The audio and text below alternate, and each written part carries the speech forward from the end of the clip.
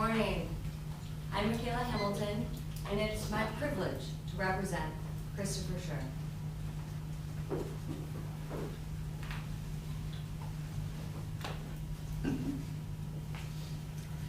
Let go of the taser. Let go of the taser. Drop the taser. Those are the final commands that Officer Schurr gave to Mr. Lyoya before he was forced to make a decision he hoped never to have to make. What you'll learn from the evidence in this case and throughout this trial is this is not the murder case that the prosecution wants this to be. This case is about self-defense, which is, as the judge will explain, is a justification to murder. The prosecution will try to paint this as something it's not. They'll use words like excessive, unnecessary. They'll call Chris Schurr a murderer for doing the very job we asked him to do, for protecting the citizens of Grand Rapids and for protecting himself. And the evidence will show that this was not murder. This was self-defense. This is about a man who is doing his job as a peace officer, a man who took an oath to protect, to defend, to run towards danger when others run away. The evidence will show that Officer Christopher Schurr did everything he could to avoid using deadly force, even after being disarmed of his taser. He fought with Mr. Lyoya for over a minute to try to get his taser back. And you'll see he tries to turn it off. And when he couldn't, when he lost all control, he was forced to make a split-second decision, one he hoped never to have to make. He didn't choose to take a life. He chose to save his own. And we trust that after hearing all of the evidence, after hearing all of the facts, the evidence will show that Christopher Schurr is not guilty. He is not guilty of any crime and must be acquitted of all charges because he followed his training, he followed the law, and he did everything he had to do to survive. So, I want to take you back to that day, April 4th of 2022. It started as an ordinary day. 31-year-old Christopher Schurr woke up around 4 a.m., which wasn't unusual. Chris was used to working hard. He earned a full-time scholarship to Siena Heights University, and he was a 5-time All-American cross-country athlete. He was born and raised in Byron Center, where he met his high school sweetheart and now wife, Brandy, who is here with him today. Chris and Brandy were heavily involved in their church, frequently attending mission trips to Kenya, which is where they chose to get married. Chris and Brandy have always been devoted to helping others. So, around 4:30 on that Monday morning, and before going to work as a Grand Rapids police officer, Chris kissed his wife Brandy and their dog Arrow goodbye, telling them he loved them. And Chris arrived at the station around 5 a.m., roughly 30 minutes before his shift started. He always liked to get there early to make sure he was prepared for the day ahead. And when Chris put on his uniform, he became Officer Schurr. And that day, just like every other day, Officer Schurr had one job and one priority: to protect the people of Grand Rapids. He had no idea that within a few hours, he would end up in a fight for his life. Around 8 a.m. on that cold and rainy Monday morning, Officer Schurr was patrolling the southeast side of Grand Rapids. While driving down Kalamazoo Avenue, he noticed a Nissan Altima ahead of him driving unusually slow. And when he ran the license plate, it came back registered to a Ford Fiesta, not the Nissan Altima driving ahead of him. As soon as Officer Schurr realized the plates didn't match the car, he turned around and started following the car. And you'll see the video evidence, and the video will show that the car made 2 abrupt right turns, one right and another right. And you'll hear that that is a common sign to police officers that that person is potentially trying to evade arrest. And as soon as the car stops, before Officer Schurr is able to get out of the car, you'll see that Mr. Lyoya jumps out of the car immediately, instead of staying inside like everyone else does when they're pulled over. And because of that, Officer Schurr jumped out of his car and immediately commanded him to get back in the car, just like he's trained to do. But the driver failed to comply. And this is a common theme throughout this case. Because Grand Rapids police officers are trained to consider failure to comply. Ask yourself why. As you'll hear, failure to comply with a police officer's lawful commands automatically escalates the situation, raises safety concerns, and creates a reasonable belief that this person could be a potential threat. Ask yourself, why was the plate registered to a different vehicle? Why did the car make 2 abrupt right turns? Why is the driver exiting after coming to a full stop?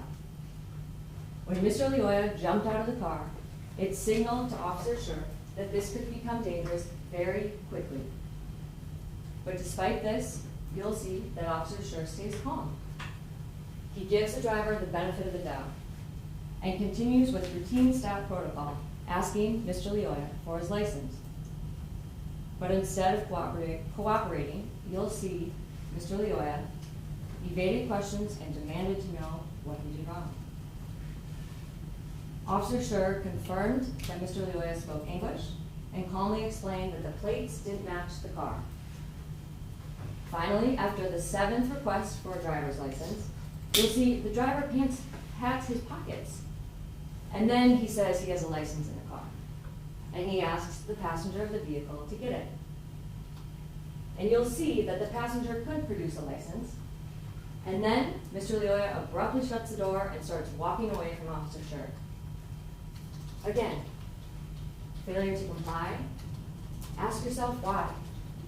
Why isn't the driver providing the license? Why did he shut the door and walk away?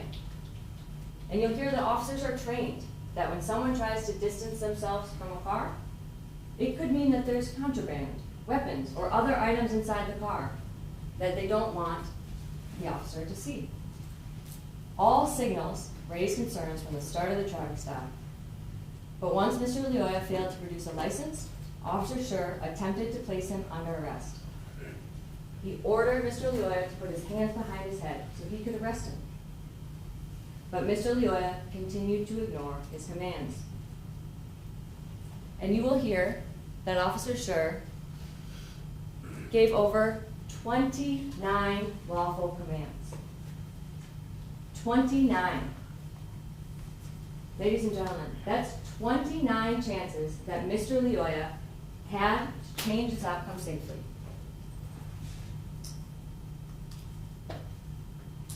Sorry, hit the screen. And you'll see that Mr. Lyoya doesn't just ignore Officer Schurr's commands. He resists, he pushes, he shoves, he broke free, and he runs. And then you'll see that he fought and fought and fought.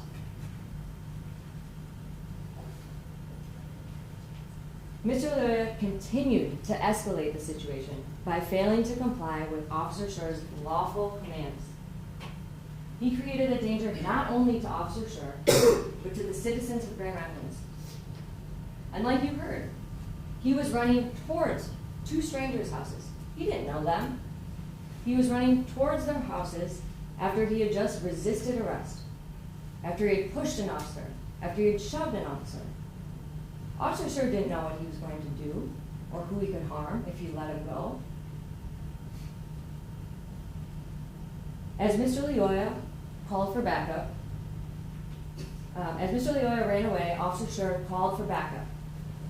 And a short chase ensued, and Officer Schurr tackled him to the ground at a stranger's home, who you'll learn was Wayne Butler and Fred Hunter. Meanwhile, you see the passenger exit the car and start recording on his cell phone. And ladies and gentlemen, ask yourself what Officer Schurr knew about the passenger at this time. You'll see there's no interaction between them. He didn't know who the passenger was or why he was getting out of the car. He didn't know if he was armed. He didn't know if he would join the fight. Officer Schurr wrestled with Mr. Lyoya in the wet and slippery grass. And the struggle with Mr. Lyoya escalated quickly. Officer Schurr tried multiple physical maneuvers as he was trained, but nothing worked. Mr. Lyoya was overpowering, and he couldn't get him down. You'll see Mr. Lyoya was bigger than Officer Schurr. He was stronger than Officer Schurr, and he kept resisting. And you'll see Mr. Lyoya get up off the ground 3 times with Officer Schurr on his back. One of them, from a completely prone position on the ground, he does a push-up like it's nothing with Officer Schurr on his back. And you're going to hear that Mr. Lyoya had a blood alcohol content of 0.29, 4 times the legal limit, which would help explain why it was so hard to get him to stop resisting. You'll hear Mr. Lyoya yell to the passenger 3 times to get the keys. Officer Schurr called for backup again, expecting an emergency response. But no help came. He was left exhausted and alone. You'll hear him on the video, panting and wheezing for air. Throughout this entire encounter, Officer Schurr was following his training. He was following his training, he was following his policy. And after trying to get control of Mr. Lyoya to no avail, Officer Schurr had to move up to a higher level of force, since nothing else had worked. So he reached for another tool on his belt, the taser. A less lethal, not non-lethal, when in the hands of a trained police officer. A less lethal weapon. And you'll hear the taser can be converted to a deadly weapon, especially when used by an untrained person. And you'll hear all of the warnings that police officers are given. And you heard the prosecution talk about some of those warnings, some of those critical areas to avoid. Police officers are trained on how to use the taser to avoid causing serious bodily injury or death to people. But you will hear it is dangerous, it can cause serious bodily harm, and even death. When Officer Schurr drew the taser across his body, he aimed for Mr. Lyoya's back, exactly as he was trained. When suddenly Mr. Lyoya spun around and squared up to him, and in an instant, Officer Schurr was faced with the worst case scenario. Mr. Lyoya grabbed the taser, and once he grabbed it, you'll see he never let it go. And this is the moment that changed everything. Desperate and alone, still with no signs of backup, you'll hear that as soon as Mr. Lyoya grabbed the taser, Officer Schurr was flooded with fear because he knew what it felt like. It causes excruciating pain, incapacitation. It can drop an officer to the ground in seconds. But this fear wasn't just about the pain. This fear was about what could happen next. If Mr. Lyoya tased him, he could take his firearm and shoot him with his own weapon, which is something officers are trained to consider. If he went down, he would be defenseless, and his gun would be right there for the taking. And his training was clear. If someone takes your weapon, they'll use it against you. And despite what the prosecution tries to say, the taser, this is not a toy. You will hear it provides and delivers thousands of volts of electricity, causing your muscles to lock up, causing you to be incapacitated. You'll hear the taser can injure you in 3 different ways. As the prosecutor mentioned, neuromuscular incapacitation in probe mode. The drive stun causes extreme pain. And once the taser probes have been discharged, you'll hear that the taser wires can shock you. So not only is this weapon something that causes serious bodily injury, it can lead to potential death when used improperly. And the biggest risk to police officers is that once someone has your taser, if they use it against you, you will be left defenseless. And Mr. Lyoya had yet to comply with any of Officer Schurr's commands. And you'll hear that Mr. Lyoya never complied with one. And the evidence will show that Officer Schurr was unaware that the second cartridge had even been discharged. He didn't know it could only be used in drive stun mode. And frankly, it doesn't matter, because even in drive stun mode, the taser can cause serious bodily injury.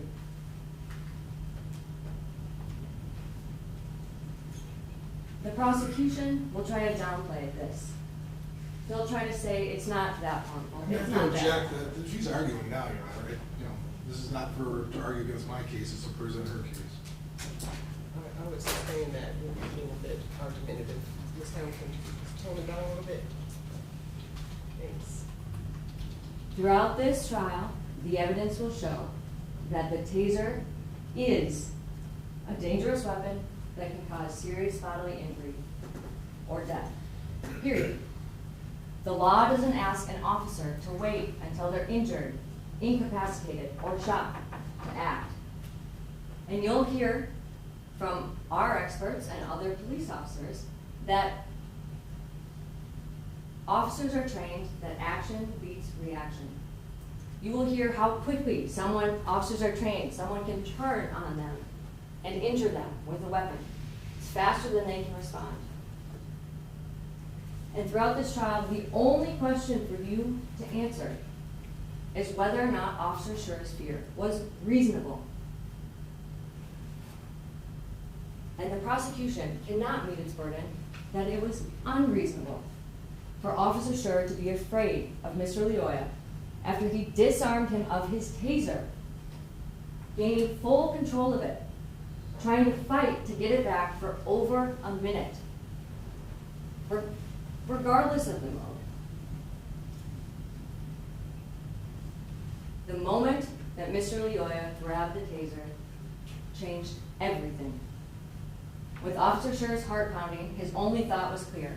I have to get the taser back now so I can arrest him. For over a minute, he fought and fought and fought to get it back. He shouted, "Let go of the taser," again and again and again. Officer Schurr tried everything he could to stop it. He tried to turn it off, but Mr. Lyoya's hand blocked the safety. And then, when Officer Schurr looked down, he saw Mr. Lyoya holding the taser in his hand like a firearm. And he felt him getting up off the ground again with the taser in his hand, turning up towards him. And in that split second, he had to ask himself the most terrifying question someone can ever ask. Am I about to die? If he didn't act in that moment, he was afraid that he wouldn't make it home that night. So, Officer Schurr, completely out of breath, with no signs of backup on the way, with no other viable options, yelled out one final verbal command to drop the taser. And Mr. Lyoya failed to comply. Now, throughout this trial, as you're reviewing all the evidence, ask yourself, why would Mr. Lyoya let go of the taser if he didn't plan to use it? Why would Mr. Lyoya switch it from his left to his right hand? And you'll see this in the video. Why would he do that if he didn't intend to use it? Why would he keep holding on to it after every command to let it go? Why was he holding it like a gun while getting up and turning towards Officer Schurr?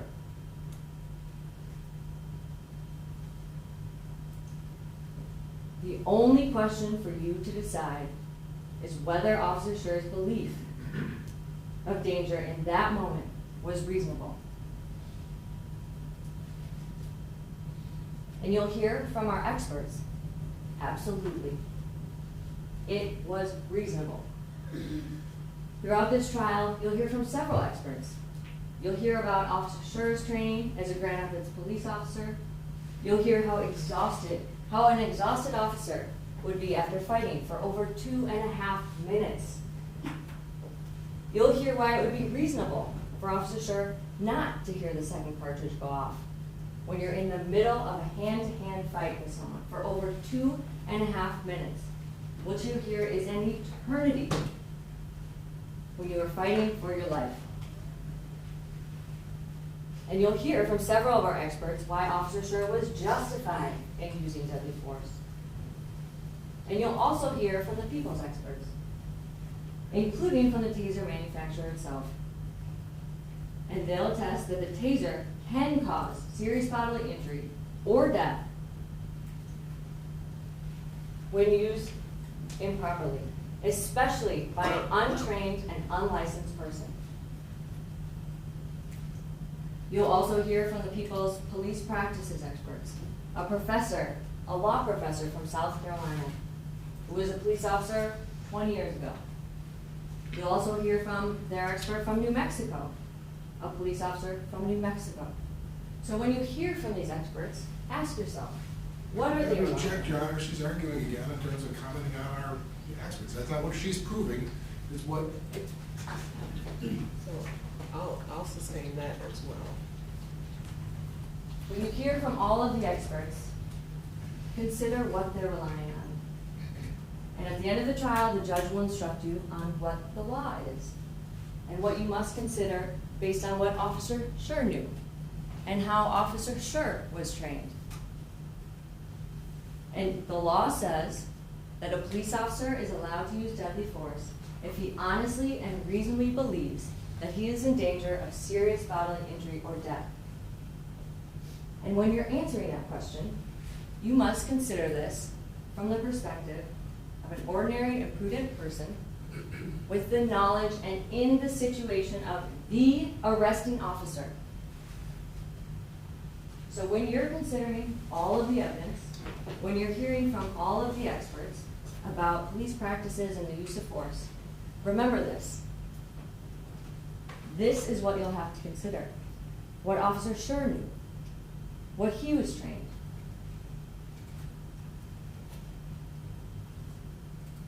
The law does not require perfection.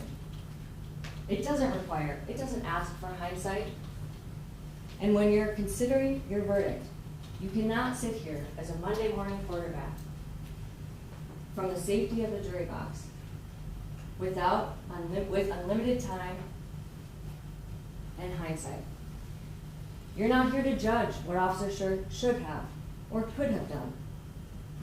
You're here to judge what he did in that split-second moment based on what he knew, based on what he felt, based on his training and his experiences. Now, a man died, and that's a tragedy. But not every tragedy is a crime. And not every death means someone has to be penalized. And self-defense is not a crime. You'll see a lot of video evidence throughout this trial. And we'll go through that with you step by step. And there's a lot of information in the video that we will point out that you may not have seen from the first few watches. And as you watch the video, ask yourself whether or not Officer Schurr had a reasonable belief to be in fear of danger, of serious bodily injury or death. Ask yourself, did Patrick Lyoya disarm Officer Schurr of his taser? And did he eventually obtain full control of that taser? Ask yourself, did Officer Schurr try to get that taser back? And did he believe that the taser could cause him harm? And the evidence will show that Mr. Lyoya was driving a car with the wrong plates. There's no dispute that this was a lawful stop. And then he ignored over 29 lawful commands. 29. You'll see he pushed, shoved, resisted arrest, and then he fought and fought and fought. And then he attempted to disarm and did disarm Officer Schurr of his taser, an inherently dangerous weapon. And you'll hear, he was nearly 4 times the legal limit, unfazed by pain. So it's your job throughout this trial to decide whether Officer Schurr's belief that he was in danger was reasonable. And the prosecution, in this case, has the sole burden. They have the sole burden of proof. And the judge will talk to you a little bit more about this at the end of the trial. And it's the prosecution's burden to prove all of the elements of the crime, and also to prove that Officer Schurr was not justified, that he was not in fear. It's not our job to prove anything. It's not our job to convince you he was afraid. It's the prosecution's job to convince you that he was not afraid, that his belief was not reasonable, that it wasn't reasonable for him to be in fear after he was disarmed of his taser, after fighting for over 2.5 minutes. And after you see what Officer Schurr went through, after you hear from our experts, ask yourself, has the prosecution proven beyond one single reasonable doubt that this wasn't self-defense? Because if there's any doubt, the law is clear. In a criminal case where one's liberty is at stake, the Constitution demands something far more: proof beyond a reasonable doubt. So if there's even one doubt in your mind, you must find Officer Schurr not guilty. Not guilty of all charges. And at the end of this trial, we trust that after hearing all of the evidence, you'll understand that this was not murder. This was survival. This was self-defense. And we will trust that you will return the only verdict that reflects the truth: that Officer Schurr is not guilty of any crime and must be acquitted of all charges. Thank you.